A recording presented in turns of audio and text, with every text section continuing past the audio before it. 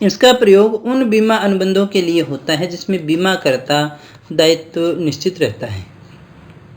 या फिर सारे सत्य हैं। क्या है दोस्तों हमारा सही आंसर?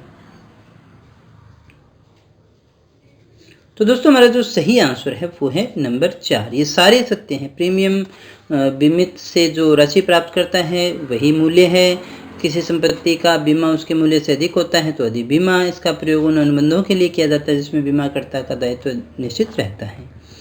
बीमा अनुबंध में परम सद्विश्वास से आप क्या समझते हैं?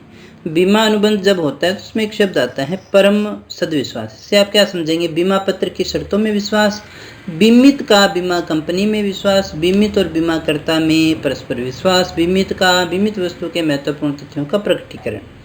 क्या होगा दोस्तों सही आंसर हमारा? चेक करिएगा फटाफट से। सही आंसर है वो है नंबर 3। जो बीमा करता है और जो बीमित है उन दोनों के अंदर जो विश्वास होता है उसे ही हम क्या कहते हैं दोस्तों? परम सद्विश्वास के नाम से जानते हैं। तो ये हमारा सही आंसर हो जाएगा। अगले प्रश्न को देखिएगा दोस्तों। इनमें से कौन सा आरबीआई द्वारा साख नियंत्रण के लिए प्रयुक्त उपकरण है? साख नियंत्रण के लिए किसको काम में लेते हैं? बैंक दर को, रिजर्व नगद रिजर्व अनुपात को, रेपो दर को, या फिर उपरोक्त सभी को? आरबीआई जो है वो साख नियंत्रण के लिए, लिक्विडिटी जो है बाजार में साख है उसके लिए कौन से नियंत्रण को काम में लेता है दोस्तों? क्या है दोस्तों सही आंसर? तो चेक करिएगा। सही आंसर हमारा नंबर 4, बैंक दर को भी, सीआरआर और रेपो रेट, इन सभी को जो है वो काम में लेता है। अगले प्रश्न को देखिएगा दोस्तों। उपभोक्ता संरक्षण कानून कब बनाया गया? बहुत ही अच्छा और आसान सा प्रश्न है, बहुत इंपॉर्टेंट भी है दोस्तों। उपभोक्ता संरक्षण कानून आपको बताना है कब बनाया गया। क्या है दोस्तों सही आंसर हमारा? फटाफट से कमेंट करके बताइएगा दोस्तों कब बनाया गया था। सही आंसर चेक करिएगा, वो है हमारा नंबर 2, 1986 में बनाया गया था। अगला प्रश्न देखिएगा। सामाजिक अध्ययन शिक्षण का प्रमुख सूत्र है। क्या है दोस्तों सामाजिक अध्ययन का जो शिक्षण है उसका प्रमुख सूत्र क्या है? सरल से कठिन की ओर, कठिन से सरल की ओर, स्तर के अनुसार, या इनमें से कोई नहीं। क्या है दोस्तों हमारा सही आंसर? तो दोस्तों चेक करिएगा, हमारा जो सही आंसर है वो है नंबर 1, सरल से कठिन की ओर। चाहे कोई सा भी हो, वैसे तो विषय हमेशा हम इसी ओर चलते हैं। सामाजिक विज्ञान में कोई विशेष अपने को कंफ्यूज होने की आवश्यकता नहीं थी। अगला हमारा प्रश्न है, कौन सा सामाजिक अध्ययन के शिक्षण में शैक्षिक उद्देश्य नहीं है? सामाजिक अध्ययन का कौन सा शैक्षणिक उद्देश्य इनमें से नहीं होगा? मूल्य प्रणाली के रूप में लोकतंत्र का संरक्षण, लोकतांत्रिक नागरिकता का निर्माण करना और उसे कायम रखना, पड़ोसी देशों के अधिकार क्षेत्र पर विजय प्राप्त करना, इस पृथ्वी पर लोगों का शांतिपूर्ण सह अस्तित्व। कौन सा शैक्षिक उद्देश्य नहीं होगा दोस्तों? क्या है हमारा सही आंसर? तो दोस्तों इस प्रश्न का जो सही आंसर है वो है नंबर 3, पड़ोसी देशों के अधिकार क्षेत्र पर विजय प्राप्त करना। ये नहीं है दोस्तों, बाकी सारे सही हैं। कौन सा कथन सामाजिक अध्ययन के संबंध में सही नहीं है? यानी सामाजिक विज्ञान जो हमारा विषय है उसके विषय में कौन सा सही नहीं है? सही है वो बताना है आपको। सामाजिक विज्ञान विद्यालय स्तर पर वैकल्पिक हो सकता है। सामाजिक विज्ञान केवल अतीत की घटनाओं का अध्ययन करता है। विज्ञान विभिन्न विषयों का सामंजस्यपूर्ण मिश्रण है। सामाजिक विज्ञान विषय वस्तु शासक दल के आदर्शों के अनुसार बदलता रहता है। क्या है दोस्तों सही आंसर हमारा? चेक करिएगा, सही आंसर हमारा वो है नंबर 3, सामाजिक विज्ञान विभिन्न विषयों का सामंजस्यपूर्ण मिश्रण है। देखिए सामाजिक विज्ञान वैकल्पिक विषय नहीं हो सकता, ऐच्छिक विषय नहीं है, केवल अतीत की घटनाओं का अध्ययन नहीं करता और इसकी विषय वस्तु शासक दल के आदर्शों के अनुसार बदलती भी नहीं है। ये सारे कथन हमारे गलत है, यही हमारा सही है। यानी सारे विषयों का ये सामंजस्य करता है। उच्च प्राथमिक स्तर पर सामाजिक विज्ञान में शामिल कौन से होते हैं? 8वीं तक की अपने बात कर रहे हैं। अपर प्राइमरी लेवल पे सामाजिक विज्ञान में कौन कौन से विषय आते हैं? भूगोल, इतिहास, राजनीति विज्ञान, अर्थशास्त्र, इतिहास, भूगोल, अर्थशास्त्र, पर्यावरण विज्ञान, राजनीति विज्ञान, भूगोल, इतिहास, समाजशास्त्र, इतिहास, भूगोल और राजनीति विज्ञान, पर्यावरण विज्ञान। क्या है दोस्तों सही आंसर हमारा? तो चेक करिएगा, सही आंसर हमारा वो है नंबर 1, भूगोल होता है, इतिहास होता है, राजनीति होती है और अर्थशास्त्र होता है। ये हमारे सामाजिक विज्ञान के विषय वस्तु है जो अपने पढ़ते हैं। ये नहीं आता है इसमें, है ना, यहाँ ये नहीं लेंगे, यहाँ ये नहीं लेंगे। अगला हमारा प्रश्न है दोस्तों, इनमें से सामाजिक विज्ञान पढ़ाने का उद्देश्य कौन सा नहीं है? हम सामाजिक विज्ञान पढ़ा रहे हैं तो उसके कुछ उद्देश्य होंगे। कौन सा उद्देश्य शामिल नहीं है? बच्चे का सामाजिक विकास, नेतृत्व की गुणवत्ता का निर्माण, एक आदर्श नागरिक तैयार करना और घटनाओं का स्मरण।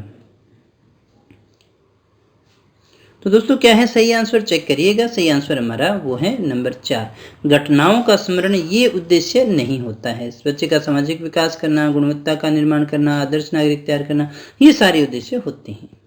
अगला प्रश्न है हमारा, सामाजिक अध्ययन के अध्यापक को विषय वस्तु के साथ साथ ज्ञात होना चाहिए। किसका ज्ञान होना चाहिए? ज्ञान कर लीजिएगा यहाँ पे। सामाजिक अध्ययन के अध्यापक को कौन सी चीजों का ज्ञान होना चाहिए? विषय वस्तु तो आनी ही चाहिए साथ में, शिक्षा के उद्देश्यों का, शिक्षण विधियों का, शिक्षण तकनीक का, या फिर इनमें से कोई नहीं। तो दोस्तों हमारा जो सही आंसर है वो है नंबर 2, शिक्षण विधियों का ज्ञान उसे होना चाहिए। तो दोस्तों ये था हमारा सही आंसर इसका 15 नंबर प्रश्न का। बात करते हैं प्रश्न नंबर 16 की। 16 नंबर हमारा प्रश्न है, अध्यापक को कक्षा शिक्षण का आरंभ करना चाहिए। कैसे करना चाहिए? छात्रों का हाल पूछकर, पूर्व ज्ञान से संबंधित प्रश्न पूछकर, नए पाठ की घोषणा करके, या नए पाठ के विषय वस्तु से प्रश्न पूछकर। क्या होगा दोस्तों हमारा सही आंसर? फटाफट से कमेंट करके आंसर करने की कोशिश कीजिएगा। तो दोस्तों हमारा जो सही आंसर है वो है नंबर 2, पूर्व ज्ञान से संबंधित प्रश्न पूछकर ही आरंभ करना चाहिए। इसके लिए आती है प्रस्तावना। प्रस्तावना में हम पूर्व ज्ञान से संबंधित प्रश्न पूछते हैं, जिससे बच्चा जो है तत्पर होता है किसी काम को सीखने के लिए। परीक्षा उपागम आधारित है, किस पर आधारित है? कौन से अनुसंधान पर आधारित है? सृजनात्मक अनुसंधान पर, सकारात्मक पर, नकारात्मक पर, या फिर सभी पर?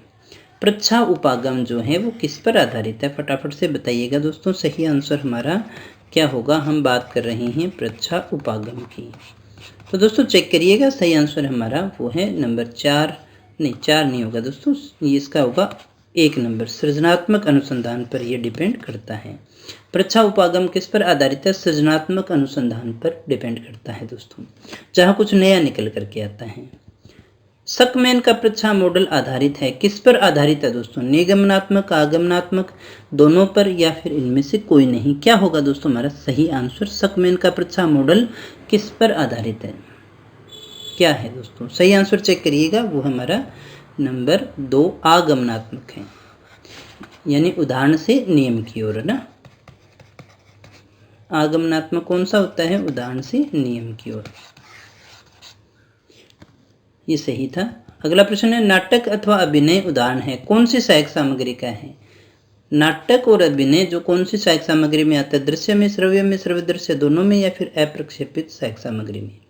क्या है दोस्तों सही आंसर? चेक करिएगा, वो हमारा नंबर 3। इसको थोड़ा ध्यान से करना हमेशा, है ना, क्योंकि धोखा दे जाता है। नाटक बोला भी जाता है, वहाँ पर दिखाया भी जाता है, दोनों होते हैं इसमें, है ना। अगला हमारा प्रश्न है, निष्ठा ऐप अभी तो यही काम में आ रही है, थोड़ा बहुत आपको इतना ध्यान होना चाहिए। शिक्षक बनने जा रहे हैं तो इसका उद्देश्य क्या है? बच्चों की क्षमता में सुधार करना, अभिभावकों को विद्यालय के निकट लाना, एकीकृत शिक्षण प्रशिक्षण के माध्यम से स्कूली शिक्षा की गुणवत्ता में सुधार करना, शिक्षक छात्र अभिभावक को शोधकर्ताओं के लिए कंटेंट उपलब्ध करवाना। क्या है दोस्तों सही आंसर हमारा? तो दोस्तों हमारा जो सही आंसर है वो है नंबर 3, एकीकृत ऐसा प्लेटफॉर्म है ये जिसके माध्यम से स्कूली शिक्षा की गुणवत्ता में सुधार किया जाता है। तो दोस्तों ये थे हमारे आज के प्रश्न। उम्मीद करता हूँ आपने काफ़ी कुछ सीखा होगा। सच में सीखा है तो वीडियो को लाइक करके बता दीजिएगा, और अगर आप हमारी टेस्ट सीरीज़ को ज्वाइन करना चाहते हैं जो कि फ्री ऑफ कॉस्ट है हमारी एंड्रॉयड एप्लीकेशन पर, तो आप हमारी एंड्रॉयड एप्लीकेशन को डाउनलोड कर सकते हैं। मिलते हैं दोस्तों नेक्स्ट टेस्ट में कुछ और नए प्रश्नों के साथ, कुछ और नई जानकारी के साथ। तब तक बने रहिए मेरे साथ। Thank you very much.